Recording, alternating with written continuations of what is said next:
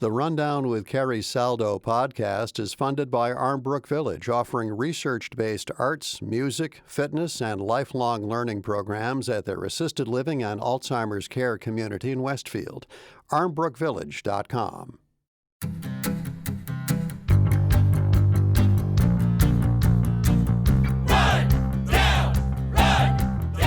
Good morning. This is The Rundown, NEPM's weekly news and review. I'm your host, Carrie Saldo. I'm going to bring in our panel in just a minute. But first, news broke yesterday that 6 eighth graders from Southwick Regional School will face criminal charges, according to the Hampton County DA. This comes a month after the students allegedly created an online group chat facilitating a mock slave auction. We will have much more on that story next week. Now, let me bring in this week's panel of the Rundown runners this week. We have Clarence Fanto, contributing writer of the Berkshire Eagle, with us on the phone. We have Luke Rude, the editor-in-chief of the Massachusetts Daily Collegian, and Karen Brown, NEPM reporter, with me here in the studio. Good morning to all of you. Good morning. Good morning. Good morning. We'll begin with some news of this week that's been years in the making. That's Governor Healey's planned pot pardon, which rolled out this week. No pun there. Still needs Governor's Council approval, of course.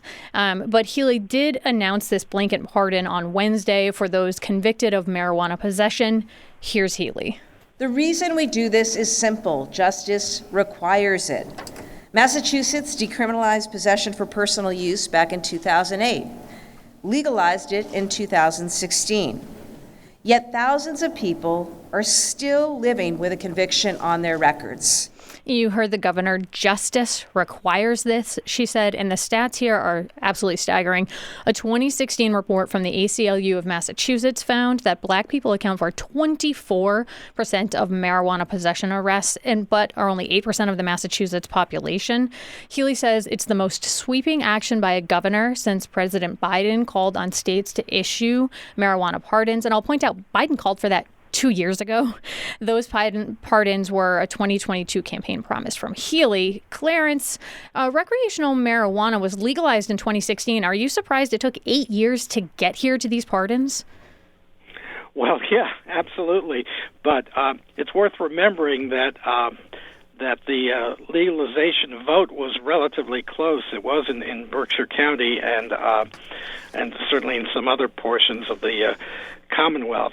So it was not a landslide decision by any means, and a fair number of people still remain skeptical about marijuana, and some substance abuse specialists still consider it a gateway drug. So, and so maybe that's the you other think, side of the coin on that.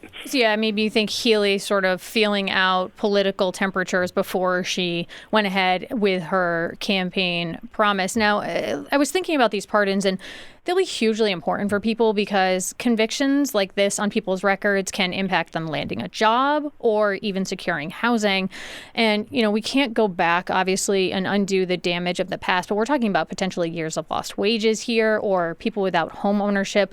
Luke, you're on campus. There's lots of students considering grassroots organizing, things like that. Do you think we would see maybe a push from grassroots organizers saying, government, you have a larger responsibility to make up for the lost time that people had as a result of these convictions? Yeah, absolutely. I mean, you see a lot of students on campus protesting for, cannabis legalization, even some psychedelic legalization. I know Massachusetts is kind of, one of the premier states for this kind of these legalization efforts. And I will say, pardoning is a great first step. And I think that's something that that people are kind of looking to Healey for, is that there is a lot of, as you said, lost wages. There are a lot of other considerations to make that, just pardoning, that's kind of step number one. There are a lot of communities that have been really terribly affected by this, over policing and over criminalization for pretty simple weed charges. So I think that, you're going to see some more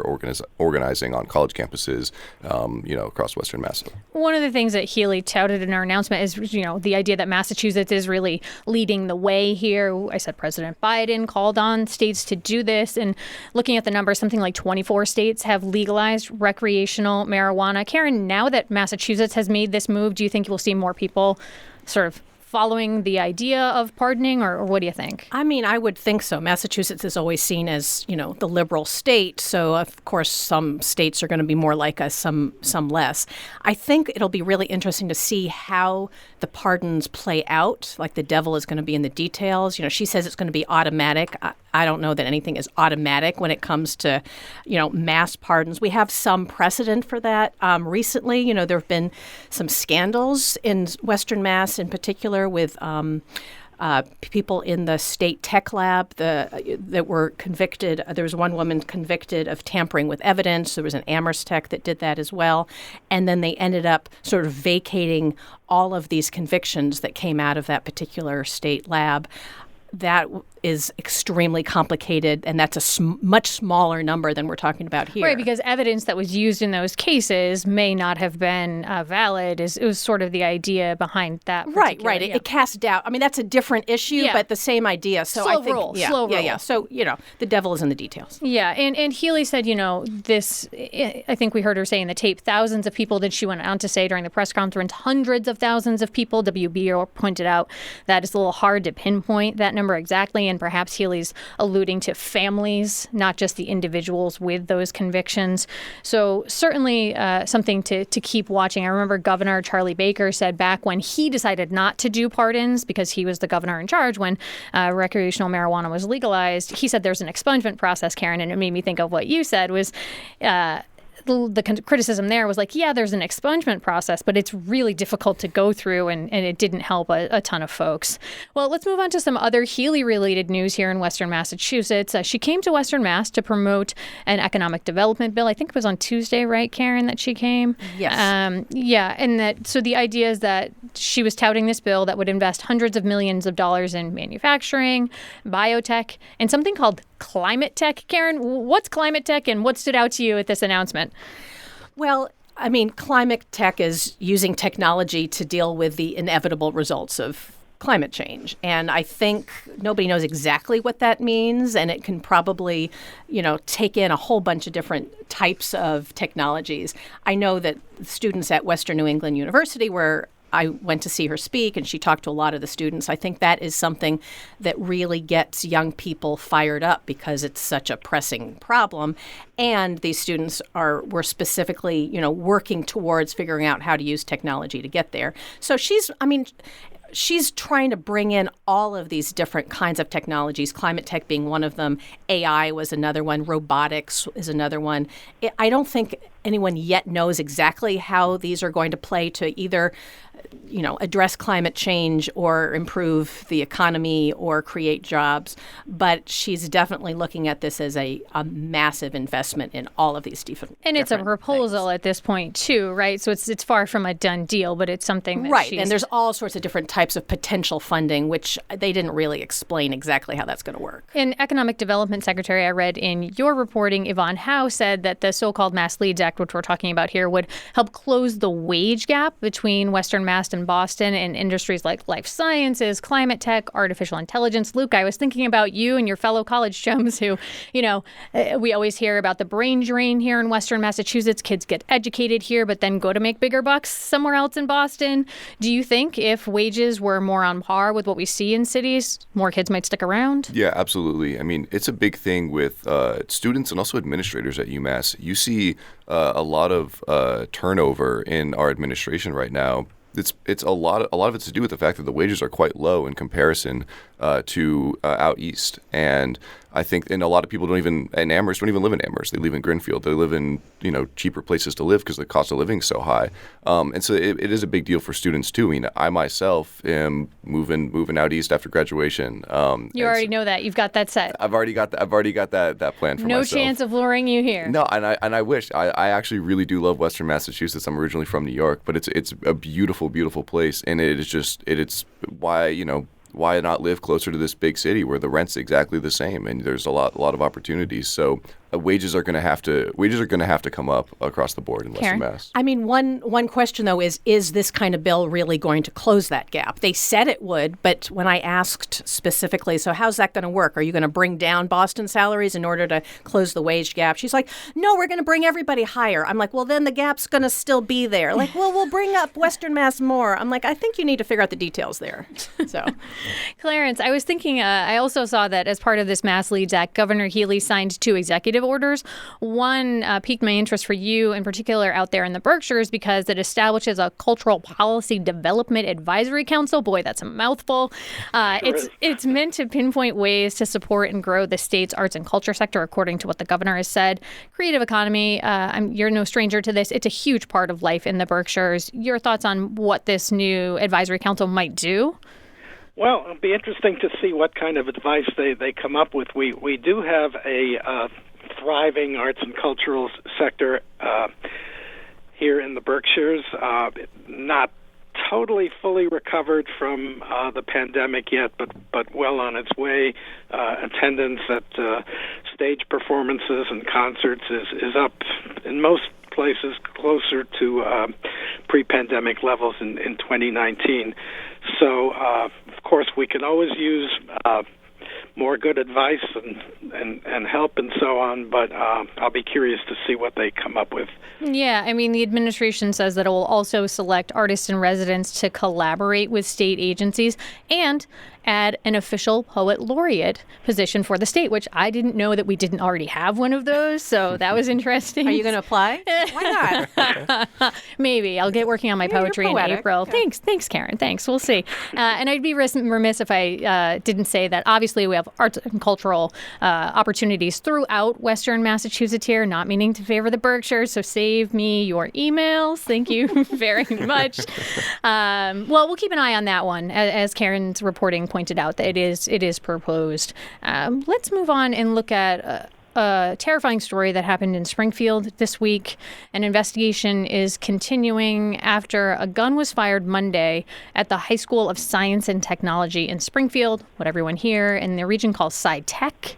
Here's what we know. NEPN Adam Frenier was among the people who reported on this week, and someone from outside the building reportedly pushed their way past a teacher to get into the building. There was kind of a ruckus happening amongst students.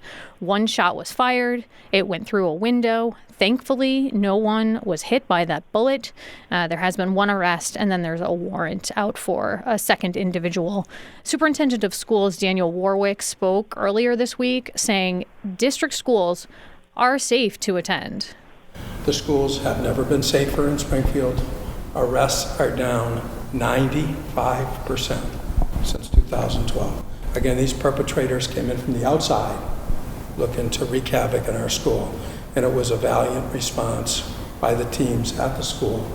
Again, thankfully, no one was shot or more seriously injured that we know of. Still, members of the community have spoken out, Karen, about the trauma of this event. And I know that you've reported on several documentaries through the years about the effects of trauma.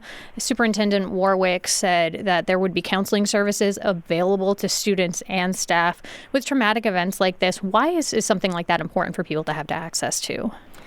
I mean, the fear that they kind of live in, it makes you very much alert to everything that's going on. Kids don't feel safe. I mean, a lot of this comes down to how their families are going to be talking with them. If you go home and your family sort of makes you feel like you're going to be okay, then you're going to be able to deal with traumatic events much better. If you are already in a very chaotic home environment and you don't have the supports and you don't have people to talk with, then that makes traumatic events much more difficult. So there's so many moving parts. Counselors are going to be important, but it's really going to depend on how the school in general is going to be able to support kids, what their family lives are like, what their lives in general are like. Right, because, you want to walk into school, work, you want to walk into any aspect of your life feeling like this is a welcoming and a safe place. And if the last thing that happened there was somebody shot a bullet through a window, it's obviously potentially really unnerving and incredibly, incredibly terrifying. Clarence, last month, the Lenox School Committee passed a resolution calling for a safe firearms storage, which you reported on. Why did the school committee there make that decision? Well, it was not. It was not triggered. Bad word to use. It was not caused by any specific incident or series of incidents in Lenox, but there's been a drive across the county and of course, in other areas besides the Berkshires, to raise public awareness about this issue, because as we know, there have been several high-profile cases nationally involving unsafe storage of firearms. So several groups have been encouraging schools to do this. Several other districts in Berkshire County have done the same thing, including Pittsfield, North Adams, and Mount Greylock Regional in Williamstown. So it's a precautionary program just to remind families of what should be obvious, but maybe isn't to everyone, that firearms in the home have to be under lock and key, no exceptions. Luke, I noticed the Collegian ran a column last year by student Lily Fitzgerald that raised concerns about a lack of lighting on campus there at UMass. Has the Collegian heard concerns about campus safety and other aspects from students? Yeah, 100%. Yeah, the UMass campus struggled a lot for the past couple of years with a lot of vehicle accidents and deaths caused because of it. You see, there's been very bad injuries, very bad loss of life because there didn't used to be a lot of speed humps or clear walkways. Some of that has started to get remedied. To give UMass some credit, they have started to kind of make driving around campus a lot slower. It can be frustrating at times, but I think it is. There's a ton of speed bumps. Yeah, there are speed bumps everywhere. But it's nice to know that the campus is a bit safer at night. I will say, the lack of lighting can be definitely concerning, especially around some of the parking garages, places like that. There were reports of a kind of a mugging or a jumping that happened earlier this year. So still, UMass is just like any other public place of learning. I mean, we struggle with issues like that as well. All right, well, let's go ahead and take a quick break here. We'll be back in a minute to talk details about the 3rd Berkshire District State Rep race in the Berkshires, and we'll hear from our panelists about why they do what they do. This is The Rundown. I'm Carrie Saldo. You're listening on 88.5 NEPM.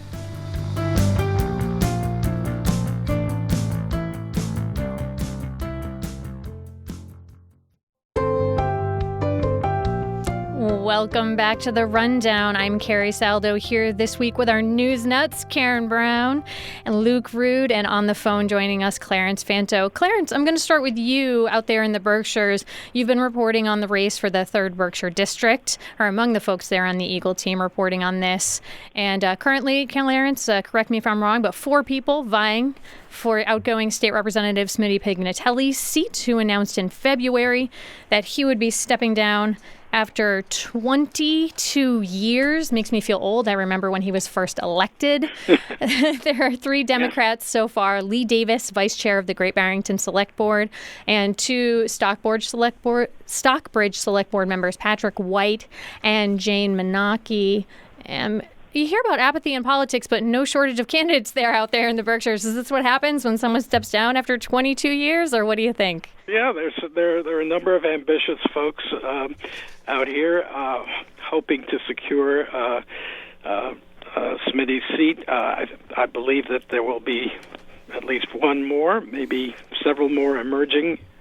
Ooh, hinting at a scoop. Love that, Clarence Fanto. Well, we'll see.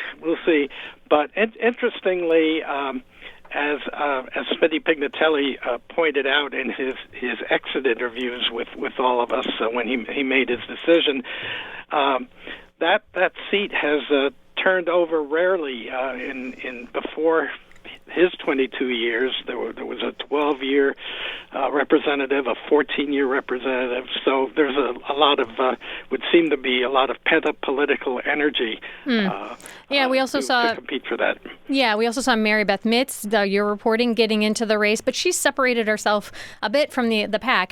Tell us about that. Yeah, she's on the Lenox Select Board, and she's not running as a Democrat. She is running as unenrolled, otherwise known as unaffiliated with any political party. And what that means is that she will not be competing against the other candidates in the September 3rd Democratic primary, but she will be on the general election ballot on November 5th. And of course, that's presuming that she and all the candidates gather the necessary 150 signatures of registered voters in this large district of 18 towns. There used to be 4 districts in Berkshire County, but there was redistricting recently. And Smitty Pignatelli has pointed out that geographically it's one of the largest, if not the largest, state rep district in all of Massachusetts. Yeah, it's incredibly sprawling, and then the rural nature of it too adds to it being a really interesting place and space to represent. I'll also note that in a different race, Nadia Millerin has thrown her hat into the ring, a former lawyer and farmer, also from Berkshire County. She announced she's planning to run against Congressman Richard Neal. Millerin said she was prompted to run after her experience fighting for better laws, policies, and regulations following the tragic death of her daughter and 156 others 5 years ago on Ethiopian Airlines Flight 302. And this could just be my sense memory of it, but I feel like Congressman Neal has really been facing quite a few challengers in recent years, and he's a longtime holder of that seat, a high-ranking member in Congress. Surprised to see someone challenging him there this year, Clarence? Well, yes, especially since Nadia Millerin is a newcomer to politics. She's not known. I was not familiar with her, and many of my colleagues were not either. We have an interview with her pending, and we will find out more about how she plans to challenge this long-serving congressman. But talk about districts. It's a very, very big one as well. Absolutely. So it'll be interesting to see what her approach to campaigning will be. Yeah, we'll be keeping tabs on these races and more. Oh, go ahead, Clarence. The more the merrier. Yeah. we like to see competition rather after than the whole Alex no. Morris competition. That was a big one. Yeah, Right. he challenged Neal in recent years as well. Absolutely. We'll be keeping tabs on this and all our races here on the Rundown. Now I'm going to take us to talk a little bit about each of us and why we do what we do. It's Sunshine Week, and for the first time in the 20-odd years that Sunshine Week has been around, it hit me that there's a potential correlation between daylight saving time and Sunshine Week. More daylight, sunshine. Anybody? This is why I think you should go for the poet laureate. Yeah, I think it makes sense. I think scientifically it checks out too. The Berkshire Eagle had an editorial on this. The headline says, amid Sunshine Week and every week, protect the public's right to know. For those who have no idea what I'm talking about, Sunshine Week is meant to call attention to the importance of public records and the need for government transparency. As the Society of Professional Journalists reminds us, part of what we do is shine light on the darkest recesses of government secrecy. Luke, you're an editor at the Collegian at UMass. You could be spending your free time a lot of ways. What is it about journalism that drew you to it? Yeah, it's a great question. I mean, for me, it was just about, you get onto a college campus, you get into this new area for a first time. My instinct is to go explore, go find out go into as many different kind of places as you can. Best way to do that as a journalist. You get to talk to so many different kinds of people, and the kind of community journalism we do is a lot of fun because you get to see an actual impact of the work that you do. We reported on our building where our office is housed, our student union, and how it was generally inaccessible for a lot of student groups. A lot of student groups couldn't actually meet because of the rules and restrictions they had. I myself reported on it. We did a kind of a 3-story segment on it, and I ended up meeting with administrators because of it, and they formed an advisory board to kind of address these concerns. So it is nice to, when you're in this kind of community, while it is large, the greater Amherst community is quite large, you get to actually see the impacts of your work. So that's something that's really fulfilling to me, and I know to a lot of, university reporters. Excellent work there. Hopefully we see that story affects some change. Yeah, thank you. Karen, you use the Freedom of Information Act in your work. There's that type of records request, and I'm guessing maybe once or twice in the process you kind of hit a brick wall trying to get access to some of those records. But what keeps you from becoming maybe jaded about it, or but at least decide to come back to keep digging into this stuff. That's not so easy. Right. Well, I personally have no filter and hate secrets. I'm actually working on a podcast right now about secrets that comes from I know, I'm psyched. my desire as a journalist to put things out there for people to make their own decisions about. I'm actually mostly shocked when I have to use public records requests when government officials kind of said, no, we're not going to give you this information unless you go through the courts. So I'm glad that we have that as an option. Sometimes it doesn't work that great, but it's better than nothing. And that's why we're here. That's why journalists are here, because people don't always want to tell you everything that we need to know to make decisions. Yeah, and the Eagles editorial pointed out, which I hadn't even really occurred to me, but Massachusetts is a state that doesn't really have a lot of government accountability at the top when it comes to openness. There's not a lot of requirements for the governor's office and others to be as open with their documents as they might need to be. Clarence, I'm so glad that you're part of this discussion today, because you've made your career and then some in journalism. You were a reporter, then you were leading newsrooms, and now you're a contributing writer at the Eagle. You can't quite kick the news biz. What is it about it? Yeah, once a news hound, always a news hound, I guess. Yeah, I mean, I grew up in the suburbs of New York City. The city had 7 daily newspapers at the time. That's how old I am, and television news was just coming in. But staying connected with the community and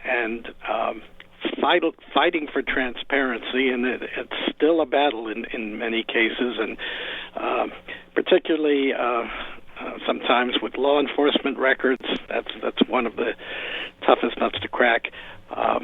So what we do is we represent the citizens, and we seek to ferret out the truth as close as we possibly can for the betterment of our communities and the well-being of our citizens. And it's a calling, and it's hard to shake it off. Eventually, we'll have to, but not yet. Yeah, absolutely. Absolutely. Well, I appreciate you guys sharing a little bit about each of you. Just a quick update for our listeners who were listening last week. The March Madness continues at Smith College, 61, Wartburg 54. That was the score yesterday. The Pioneers reached their first D3 women's basketball championship game. They will play NYU on Saturday at 7. I know there's lots of folks out there excited about that, and I am doing my best to get excited as well, as someone who doesn't really follow sports all that much. Hey, let's take a look at some predictions and scoops this week. This is the section of our show where we ask our panel to do something maybe against their very nature, where they spill their guts about a story they're working on, or maybe make a prediction about the week's news. Karen, what's on your mind? Well, I'm watching what's happening with this one fair wage. There's some legislation that is pending to eliminate tipping for and to bring up the minimum wage for servers. And I'm always interested in stories that have sort of surprising allies and surprising adversaries, and folks that you would think would be on the same side, a fair wage. With the servers are actually there's a lot of debate over whether this is going to be good for servers or not good for servers, who it's going to help, who's against it. So I'm just really curious about who's together and who's not on that one. Luke, how about you? Yeah, I mean, you see it's getting nice out. 60 degrees yesterday, and we had some student activism between we had our students for Justice in Palestine group doing a pretty large demonstration. We're going to see a lot of that coming up. It's nice out. Students are outside a lot more, and so we're going to see a lot of student advocacy groups, and I think just advocacy groups in general around Western Mass, kind of making their voices heard a little bit more. And Clarence, for you, just briefly. Yeah, not a real prediction, but speculation. Taylor Swift might appear by video link at Tanglewood this summer during James Taylor's 50th anniversary concert celebrating his 1974 debut. And she has revealed, performing with him about 12 years ago at Tanglewood, that she was named after James Taylor because her parents were such great devotees of the singer-songwriter. Well, we hope to see that one I'm come gonna be true at that concert, for too. sure. My prediction is that That's a big maybe.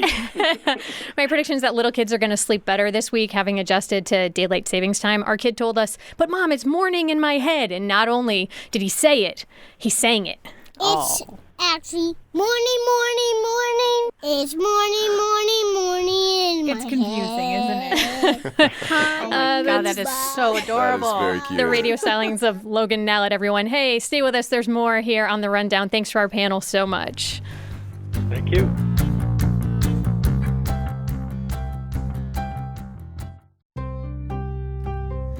Welcome back to The Rundown. I'm Carrie Saldo.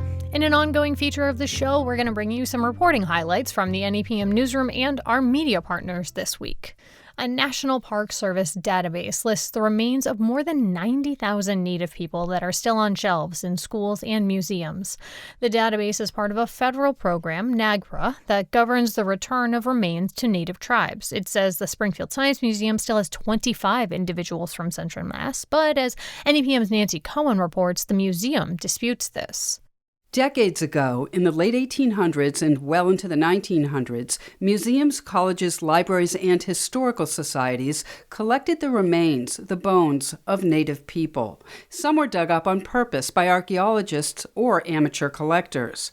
The Native American Graves Protection and Repatriation Act, or NAGPRA, outlines a process to return them, says Shannon O'Loughlin of the Association on American Indian Affairs. It provides a simple administrative procedure for institutions to follow to return stolen property and Native bodies that were looted without the consent of their Native nation. One of the first steps is a museum informs regulators about what's in their collection. That's entered into the federal database. 2 years ago, NEPM contacted all of the institutions listed in the database that still had remains of Native people unearthed in western and central Massachusetts. One museum was starting to consult with Native tribes, another planned to, a third had a new curator who didn't know her museum had human remains until we contacted them. There was also a Springfield museum. All right. The NAGPRA database for the Springfield Science Museum. That's Ryan Wheeler, who works at another museum and at times consults this database. He points out to me what's entered under the Springfield Museum. Right. There's 2 entries here for Massachusetts, both for Worcester County, one reporting 23 people and another reporting 2 people. A total of 25 from Central Mass at the Springfield Science Museum, according to the database, who have not been returned to tribes. Wheeler, director of the Peabody Institute of Archaeology in Andover, also has access to an older database that's no longer public. Okay, here it is. It has more detail about the specific sites where the remains of the 25 people were dug up. Removed from the site by somebody named B.D. Keith in the 1960s or before, donated to Springfield Science Museum in 1984. It's an early woodland site, which is 1,000 to 200 BC, according to this information. Springfield Museums, which owns the Science Museum, declined to be interviewed for this story, but in an interview 2 years ago, Vice President Heather Haskell-Burns did address this topic. The number that you have, I think, is incorrect. She said it has been very important to the entire museum staff to return the human remains, and she believed the 25 individuals were returned a few years earlier. There was a transfer to the Stockbridge Muncie of many of those remains that you just mentioned in 2016, I believe. The Springfield Museum sent NEPM a copy of an article from the Mohican News published by the Stockbridge Muncie to show the remains have been repatriated. The article said that on September 22, 2016, tribal members reburied the remains of 84 ancestors from the Springfield Museums. But a representative of the Stockbridge-Munsee says that did not include any remains from Worcester County because that's outside the tribe's cultural area of interest. A leader from another tribe, the Nipmuc Nation, says she believes the ancestors from Worcester were included in a larger reburial in 2016, but did not personally have any related paperwork. She referred us to an official from the Aquinnah who did not answer our requests for information. And as far as the federal database is concerned, those remains are still with the Springfield Science Museum. Melanie O'Brien is the manager of the National NAGPRA program. If there's a discrepancy, it's a discrepancy in the information the museum shared with us. She says the database is based on information museums submit, much of it from the 1990s. The law requires a paper trail. After a museum submits a list of their collection that falls under NAGPRA, it's entered into the database. The museum is then supposed to consult with tribes to determine which Native nations the ancestral remains are affiliated with. Then, Shannon O'Loughlin says, the museum would publish a notice in the Federal Register. So it's a notice to the world and a notice to Native nations that now is the time to request repatriation, and that will ensue the actual physical repatriation process. But there is no notice from the Springfield Museums in the Federal Register about the 25 Native ancestors from Worcester County. O'Loughlin says it's possible the discrepancy between what's in the database and what the museum says it has is just an oversight. I don't believe this is done out of any ill intent. This is a human process, and when there's human processes, we'll make mistakes every once in a while. That's especially true with staff turnover at museums when the point person leaves or retires. In an email we obtained in a public records request, the Springfield Museums told federal officials its science curator, who handled its NAGPRA work, left the museum a few years ago. The email said at that time the museum's director of collections was told everything that should be returned to tribes was returned. The Springfield Science Museum has been in touch with the National NAGPRA office to untangle what happened.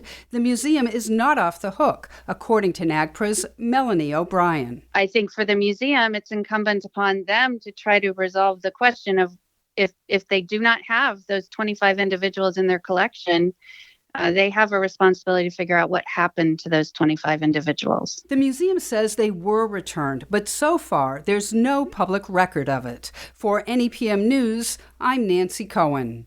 And we should note Springfield Museums is an underwriter of NEPM, although that's not a factor in how our newsroom covers the museums.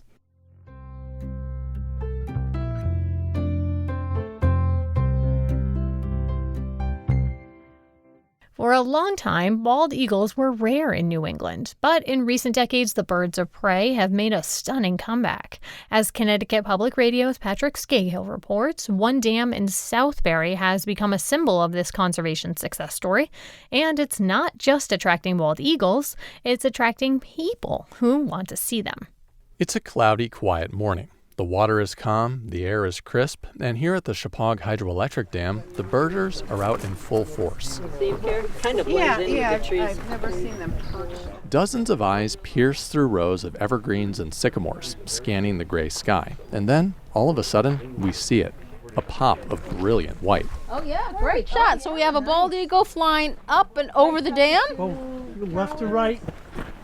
Right over that tall pole now. The bird soars. It's fast. Lucy Walker knows these birds well. She runs the site and explains to visitors what they are seeing as the eagle's white head and tail race past the treetops. Yes, it's heading right at us, circling around back towards the dam. Let's see, is it going to land somewhere? For a moment, the bird dips out of sight. Where'd he go? He went down? But all of a sudden, the eagle comes shooting back. Yep, there he is. He's right along the river. He's skimming. The eagle pops up and quickly perches on a nearby tree, its head bobbing behind a thicket of branches. And you'll see him perched in a tree that looks like it's leaning over. I don't just see his head. He popped it up. I don't think he's in that tree, but he looks like he's in that tree. On what looks like a broken end of a dead tree stump almost. Yeah. Scott Thomas, a volunteer, hurries to set up a viewing scope to take a closer look. You got it? Yeah. Is he eating? Oh, he's feeding on something there. He got a little fishy. Walker works for the power company that owns the nearby dam. She says eagles are drawn here because of the water and the fish. When the dam is running, it's moving water. That means the river can't freeze and fish get pushed along, kind of like easy-to-grab meals on a sushi bar conveyor belt. But what happens is they go through a very big turbine and they get pulled from deeper sections of water into shallower sections of water. And these fish have to kind of come to the surface to adjust the pressure in their body, which makes it for easy fishing. A spot was opened here almost 40 years ago for birders to come and take a peek. Back then, eagles were in trouble, listed on the endangered species list, and Walker says the only way you could really see one was if it was coming south during the winter to hunt for food. But today, thanks to conservation efforts, the eagles are back. Latest counts show more than 80 breeding pairs in the state. In 2022, they produced more than 100 chicks. For birders, the bald eagle boon has made this spot a veritable honeypot. Last year, 32 eagles popped up on one day. David Ruman says he heard about the spot from a friend. Everybody who's been here recommended it, and that was enough for us. Today's bird is snacking near a spot known to the birders here. It's called the V tree. Walker says other nearby eagle hangouts have names that are equally descriptive: Skinny Tree, First Tree, and... That is called the white pine. You'll go, oh, there's a bird in the white pine. And everybody who works here knows exactly what I'm talking about. Lorraine Amalavich, another guide at the site, says other birds pop up here too. A pileated woodpecker, the state's biggest, flies over, and there's a pair of ravens building a nest nearby. We can get hawks, we can get red-shouldered hawks, red-tailed hawks, Cooper's hawk, sharp-shinned hawks. We've had a peregrine falcon that's made an appearance once in a while. But it's the eagles that steal the show. Amazing kids and retirees who are kids at heart. Normally what you get, the first thing when they look through a scope is, it's an eagle! I see it! Yeah, you get the joy and excitement of seeing that bird for the first time. Why do you think people respond that way? I don't know. I think it's just something. It's our national symbol. And I think just to finally see something like that in the wild, since they've been so rare over the years, I think it's still a thrill.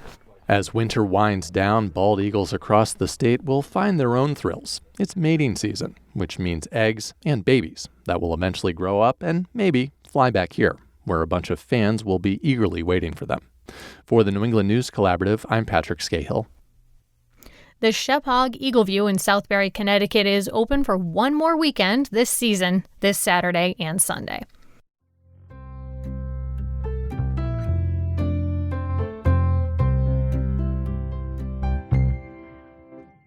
The spring-like temperatures this week has some early flowers popping up. In recent years, that's been happening sooner than usual.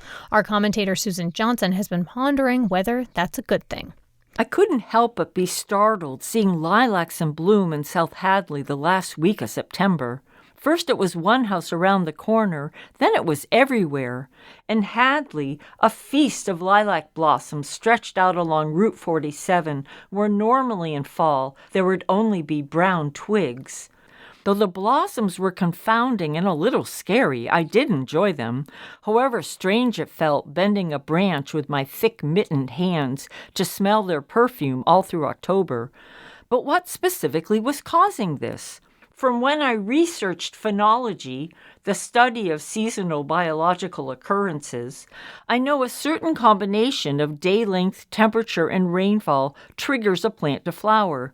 These vary year to year, as we've all witnessed, but usually within certain limits. Occasionally, a freak heat wave in April might make my backyard magnolia flower. But we tend to think of these as chance events, that we can depend more or less on regular seasons. For instance, Thoreau took meticulous notes on the precise dates flowers bloomed, and, according to Ralph Waldo Emerson, if waked up from a trance, he could tell by the plants what time of year it was within 2 days. No more. The lilacs in my neighborhood kept blooming into November. Then in December, I saw purple ground phlox flowering, followed by 2 dandelions in a South Hadley lawn. If climate change only meant lilacs in autumn, we might think, well, that's not that bad. But it is. Flowering plants go dormant in winter to conserve water and energy. Like them, we all need our downtime. We're not supposed to flower year-round. Will the lilacs bloom again in May when pollinating insects are active? Once the timing is off, will it be able to switch back on? If Thoreau woke up from a trance and saw these November lilacs in my yard, I suspect he wouldn't be able to tell the time of year within 2 days, or even 2 months. What have you done? I imagine him asking. What on earth have you done? Commentator Susan Johnson lives in South Hadley, Massachusetts. And that's our show for this week. The Rundown theme is courtesy of the Love Crumbs. Our director is Tony Dunn. Our board op is Phil Bishop. Our engineers are Betsy Langto, Kara Foster, Bart Rinkin, and Chuck Dubé. Production support and digital is courtesy of Ayu Suryawan, and I'm Carrie Saldo. Please join us again next week here on The Rundown on 88.5 NEPM.